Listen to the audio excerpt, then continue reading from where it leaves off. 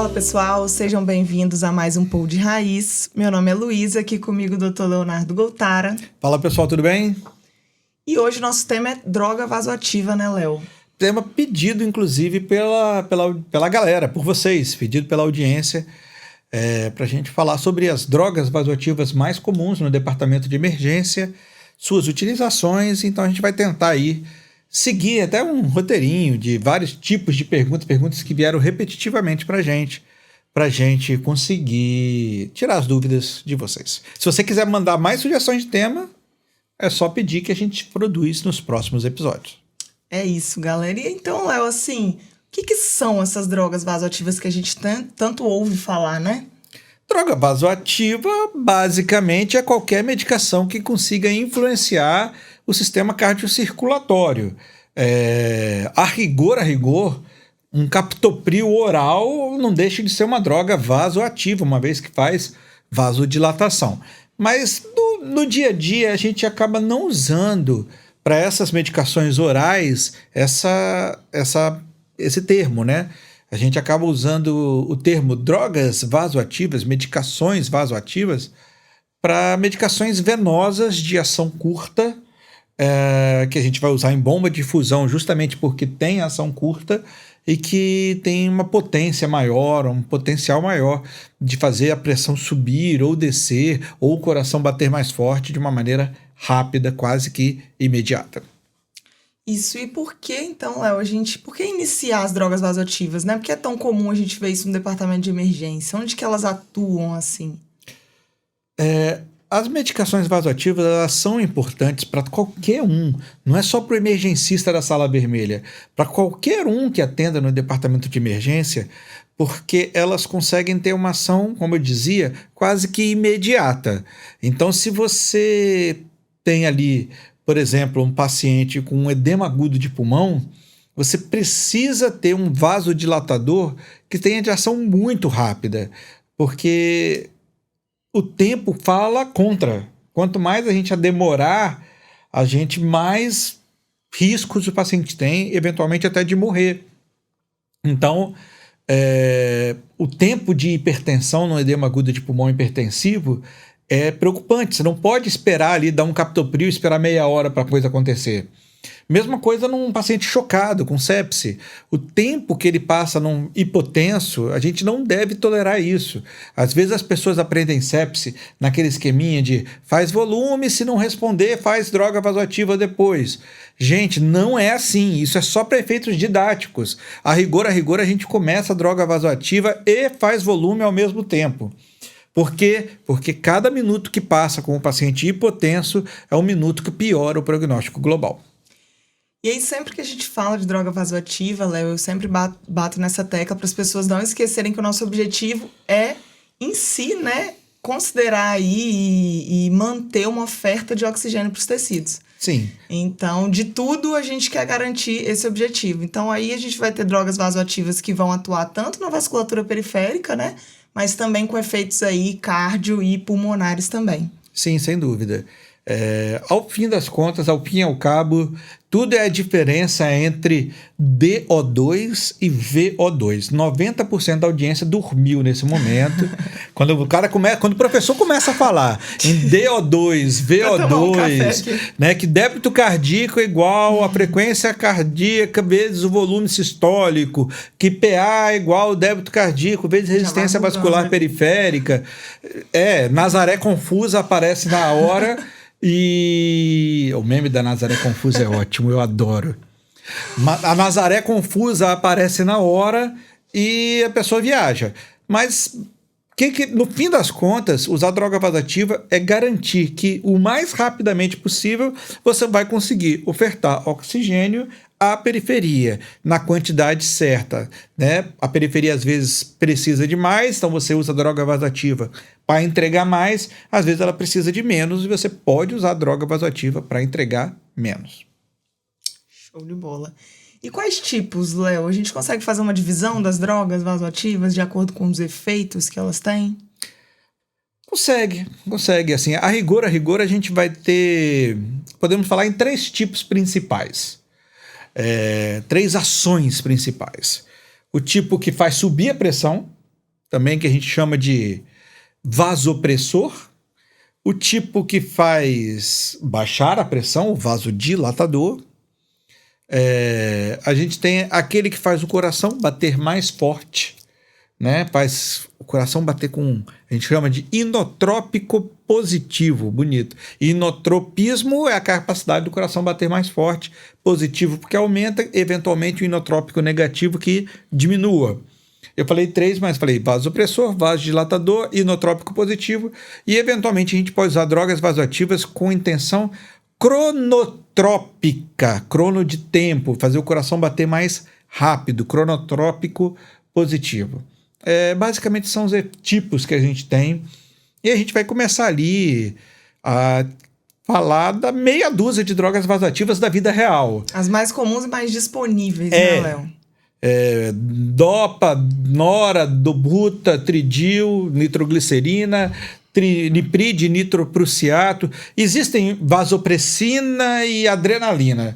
Eu acho que as do dia a dia são essas. Existem outras? Existem. Tem nicardipina venosa, existe labetalol venoso, esmolol venoso, tem milrinone. Mas levosimedan. Mas, putz grila, me conta qual é a UPA. Qual é a UPA que tem um negócio desse? Verdade. Não tem. Então, vamos falar do dia a dia. A audiência pediu, não vamos piorar. A galera pediu esse tema, a nossa intenção hoje é ajudar vocês, não é piorar a coisa para vocês. Então, vamos fazer. Exatamente. E acho que assim, por onde começar, eu acho que a gente falar um pouquinho de cada droga, né? Saber as principais indicações, os efeitos adversos. Isso é muito bacana, Léo, porque assim, eu trabalho no SAMU e às vezes a gente regula alguns chamados que são interessantes, né? E um belo dia Conte-me mais o que é interessante. Um colega foi regular um chamado comigo e ele estava usando adrenalina em bomba num paciente que não tinha indicação para adrenalina em bomba. E aí eu fiz o seguinte questionamento para ele. Eu falei, amigo, por que você está usando adrenalina, né? Qual a indicação? Enfim, qual a dose que tá? Ele falou, não, porque um colega passou o plantão para mim e aí ele deixou em bomba e eu mantive, mas eu não sei não. Aí eu falei, amigo, te dá uma dica só. Se você não sabe por que você está usando, qual a indicação da droga, a dose e nem os efeitos adversos, só uma dica, desliga essa bomba aí porque vai dar ruim. Vai dar ruim. Então, assim, acho que esse é o principal. Vamos falar um pouquinho de quando a gente deve começar, por que efeitos adversos de cada uma, bem resumidinho, só para clarear. Simbora. Né, Léo? Bora. Começar, acho que a principal mais utilizada, nora, né, Léo? Noradrenalina. Noradrenalina é uma prodroga. Ela até tem efeito diretamente em si, mas o principal efeito dela é depois que ela é metabolizada no corpo e vira adrenalina diretamente. Ela faz subir a pressão, ela faz a frequência cardíaca subir e é a droga de primeira escolha que a gente tem hoje entre as drogas vasopressoras, é a primeira escolha que a gente tem hoje para choque, tá? A dose usual de noradrenalina 0,01 a 1,0, talvez 2,0 microgramas por quilo por minuto de droga. Se você não sabe calcular ml hora para micrograma por quilo por minuto, a gente vai fazer um post sobre isso, a gente pode até fazer um YouTube sobre isso, alguma coisa que é muito fácil. Também tem um monte de calculadora disponível na internet, de aplicativo que facilita. Enfim, Nora 0,01 a 1,0, 2,0 microgramas quilo minuto, faz subir a pressão e faz acelerar o coração, dá arritmia, dá taquicardia e taquiarritmia. Pode usar em veia periférica? Pode. Deve usar em veia periférica? Até deve. Somente pelo tempo enquanto você não providencia o profunda. Esse negócio, pode usar até 3 horas, pode usar até 4 horas, não é assim o raciocínio. O raciocínio é uma medicação de acesso central. E você usa na periférica enquanto o acesso central não é providenciado. Vai levar 1 hora para providenciar o acesso central. Tudo bem. Vai levar 2 horas. Tudo bem, desde que seja um bom acesso periférico, tá? mas não é uma droga que você deve manter em acesso periférico. Você pode começar, pode fazer seu central, sua profunda com calma, mas tão breve quanto possível, passe para um acesso profundo. E o último detalhe de medicação, desta medicação da Nora, é lembrar que ela é fotossensível, então via de regra a gente vai usar aquele equipo marronzinho, âmbar. E se não tiver equipo âmbar, improvisa, meu pequeno gafanhoto, improvisa. Passa fita crepe, Já vi muito assim faz fita isolante, bota no escuro, faz o melhor que você puder pelo paciente com aquele recurso que você tem. É isso, acho que a Nora é uma das principais aí, né, Léo? E aí outras, acho que a gente pode falar das vasoconstritoras, né? Tem a Nora e tem a adrenalina também, né? A adrenalina, ela é a medicação em si, diretamente. Ah, Goltara, se a adrenalina é a medicação em si, diretamente, por que a gente não usa adrena em vez de usar Nora? Porque a adrena, se você infundir ela direto, ela dá muita, mas muita taquicardia. Dá muito taquiarritmia e a gente evita, porque os efeitos adversos são tão grandes fazer infusão direto que a gente evita. Mas ela tem seu lugar, sim. Quando é que a adrenalina direto na veia tem o seu lugar? Já falamos aqui em outro episódio, choque anafilático, adrenalina direto na veia, né, como primeira escolha acima da Nora, tem o seu lugar. E como medicação de resgate da Nora. Você começou a Nora por um choque muito grave, está subindo Nora 10 ml hora, 20 ml hora, 30 ml hora, 40 ml hora. Se você passar de 0,25 microgramas por quilo minuto de Nora, você já está autorizado a começar um segundo vasopressor. O segundo vasopressor de primeira escolha, ou seja, a melhor escolha para ser o segundo vasopressor, aquele que você vai associar à Nora, não é a adrena. A melhor escolha nessas situações é vasopressina. Entretanto, nem sempre você vai ter vasopressina disponível ou, eventualmente, o paciente vai ter contraindicação à vasopressina. E aí, o segundo melhor vasopressor para você associar a Nora, quando a Nora não está funcionando, é a adrenalina. Então, a adrenalina tem seus lugares no choque séptico, a adrenalina tem seu lugar no choque anafilático, a adrenalina tem o seu lugar como medicação de resgate. Basicamente é isso. Acesso central também, né, Léo? Acesso central, obrigatório. Mesma história de qualquer droga vasoativa, aliás. Isso vale para qualquer droga vasoativa, gente. O paciente está morrendo, você não vai deixar ele morrer por falta de acesso central. Começa onde der para começar.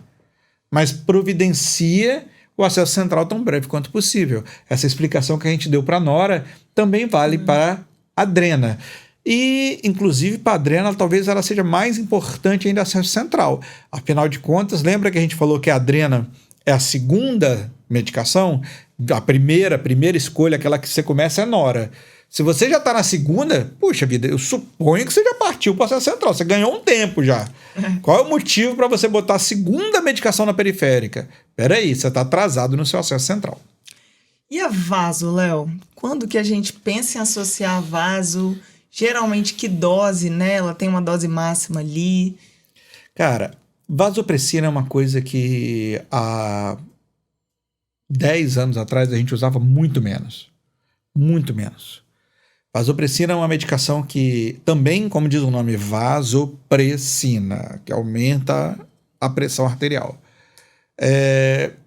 Há 10, 15 anos atrás a gente usava quase nada. Ela vem ganhando escopo, vem ganhando evidência, e a melhor indicação dela também é, assim como a adrenalina, como medicação de resgate da Nora, quando a Nora não está funcionando adequadamente. Problemas da vasopressina, também não pode ser usado em via periférica, tem que ser no central. Outro problema da vasopressina que é a questão da disponibilidade. Nora provavelmente vai ter em qualquer UPA, qualquer ambulância.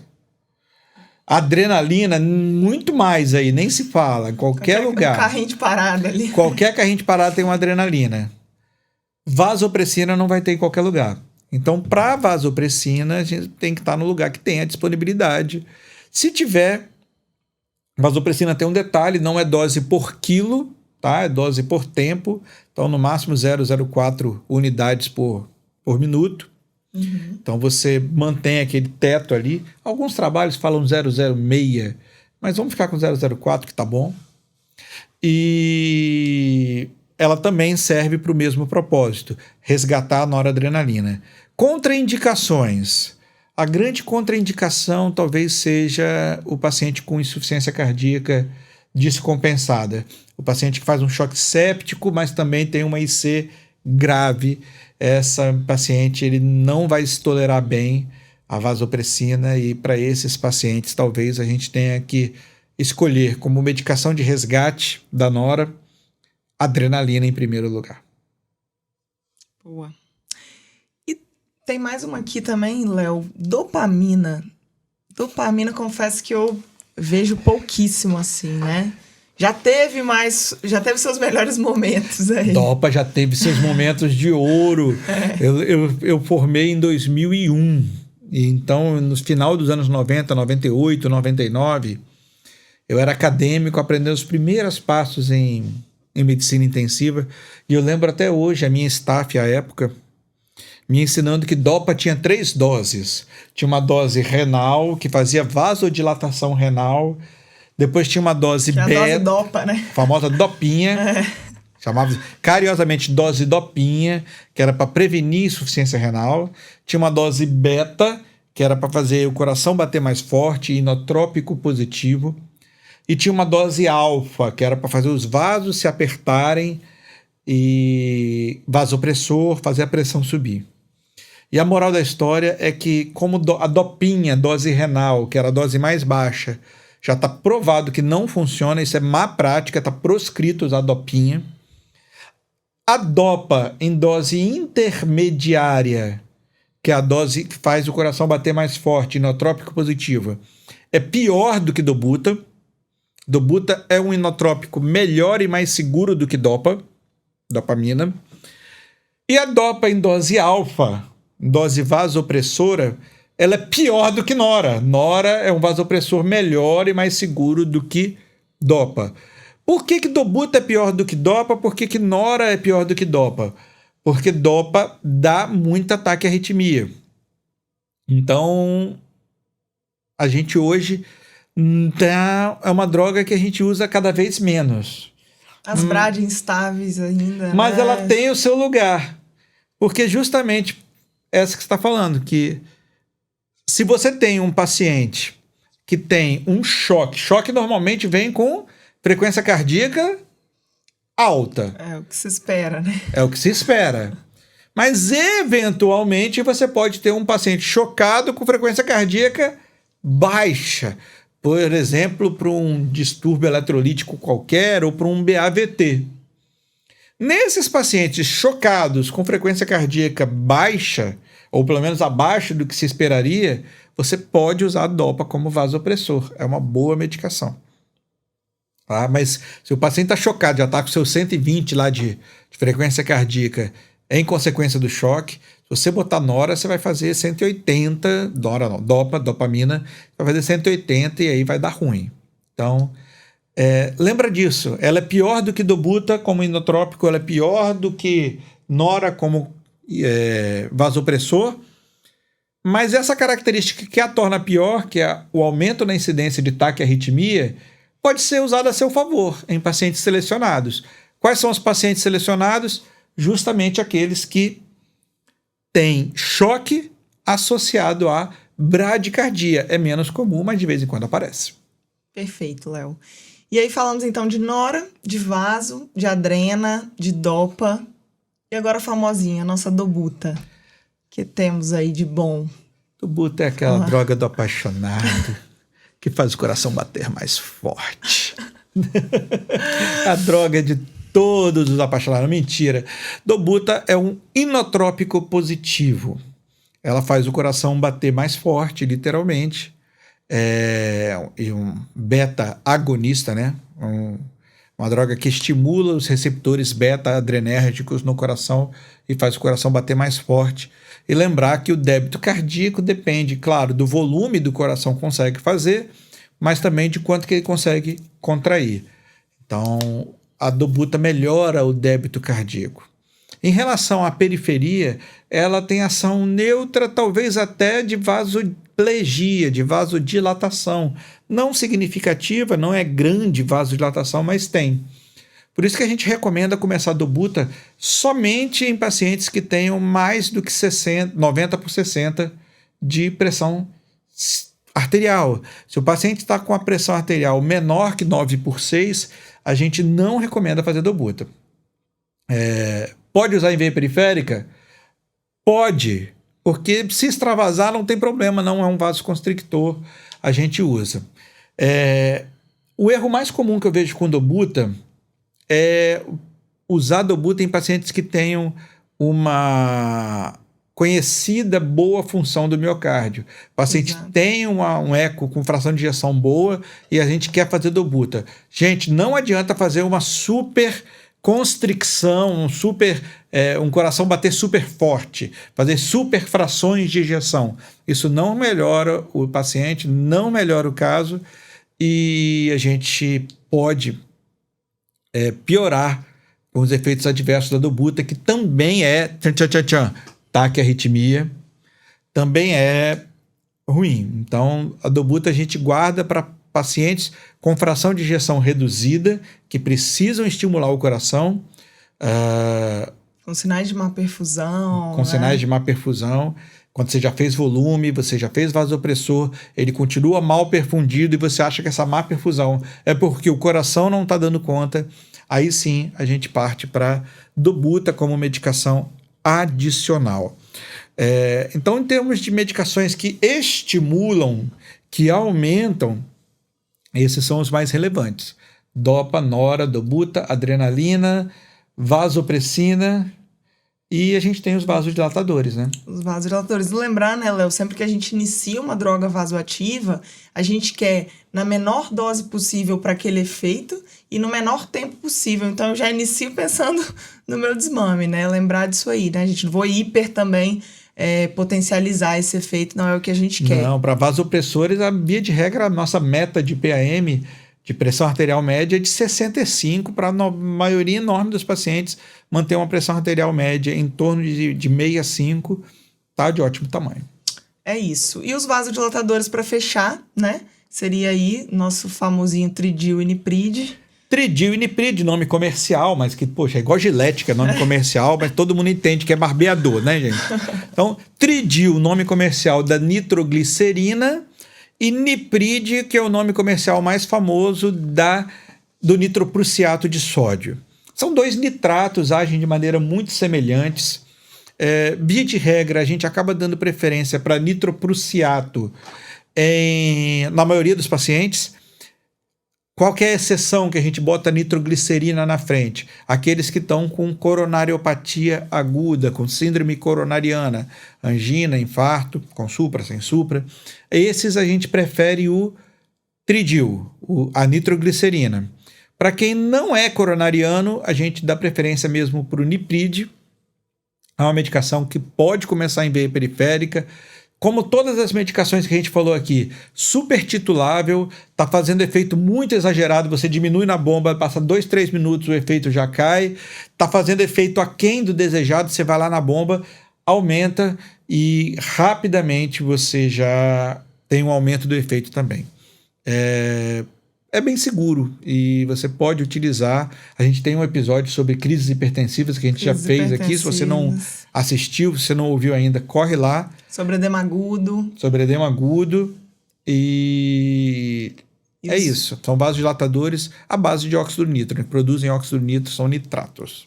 Então, assim, esse é um assunto extenso, né, Léo? A gente poderia falar aqui mais e mais de droga vasoativa, né, dos mecanismos e dos efeitos, mas acho que assim, a partir do momento que a gente inicia uma droga vasoativa, a gente tem que estar se atentando a esses efeitos adversos, conhecer a droga, né, saber a dose que está fazendo, saber titular. E por fim, eu acho que só para fechar, uma coisa muito importante na emergência que auxilia a gente na indicação dessas drogas é o POCUS, né, Léo? Ultrassom point of care é vida, né, gente? Eles têm que fazer ultrassom point of care para todo mundo, né? Na dúvida, dá um POCUS. Faz um POCUS que você vai ver volemia, você vai ver dilatação de VH, vai ver se tem linha B pulmonar, você vai ver se o coração bate com mais força, com menos força. Você vê tanta informação, derrame pleural, tamponamento cardíaco. Você vê tanta informação no POCUS, e ele, sendo não invasivo, é tão tranquilo que não justifica você não utilizar ele em todos os pacientes. Eu lembrei de uma final aqui, você falou que essa era a última, mas eu lembrei de uma que é importante para a galera. A galera pira, sabe em quê, Luísa? Diluição. É. Isso aí dá uma bugada mesmo na galera. Sabe o que eu falo? Dilui tudo para 250. De qualquer coisa. Soro isso aí fisiológico. Eu tenho que anotar também. Soro fisiológico. Porque o segredo, gente, não é a diluição. É que você vai ter que depois jogar isso numa continha de calculadora ou na munheca que seja e calcular. Então dilui tudo para 250. Nipride, tridil, nora, dopa, dobuta. Aí você fica com uma decoreba mais simples para fazer, né? Vasodilatador, tridil e nipride. Uma ampola para 250 de glicosado, que seja. Vamos escolher o glicosado. Se for nora, bota 4 ampolas em 250. Se for dopa, bota 5. Se for dobuta, quer fazer menos concentrado, bota 2. Quer fazer mais concentrado, bota 4. Pronto. Começa quanto? Começa tudo a 5 ml hora. Por que começa a 5 ml hora? Porque essa é uma dose padrão para um adulto mais ou menos de tamanho padrão. Começa 5 ml hora, você vai ter alguns minutos depois que começar para você fazer o cálculo, dividir pela solução, jogar no seu aplicativo, usar as fórmulas que a gente ensina no Emergência Raiz, no Emergências do Zero. E aí você pensa e vê e ajusta, vai ajustando, sobe um pouco mais, desce um pouco mais. Mas você não sabe o que fazer, fala, olha, nora 4 ampolas, dilui de 250, começa a 5 ml hora. É só para ter paz, né? Daquele, doutor, dilui para quanto? Para deixar a enfermagem trabalhar, não é nem ter paz, Lu. Não é nem ter paz, é para deixar a enfermagem trabalhar. Porque a enfermagem às vezes fica perdida esperando você, o bonitão, fazer conta. É verdade. Então, assim, você dá uma informação inicial, a enfermagem já vai quebrando, vai fazendo, depois você ajusta. Com calma. Exato. Eu aprendi isso muito na pediatria, porque a gente faz a nossa própria solução, né? No final das contas, você respeitando a dose, você dilui para o que você quiser. É isso. Não estressem com diluição, gente. Dilui as coisas, claro, não vai fazer puro, concentrado. Isso até existe na medicina, mas é exceção. Dilui as coisas e bota para começar devagar. Devagar sempre vai dar bom.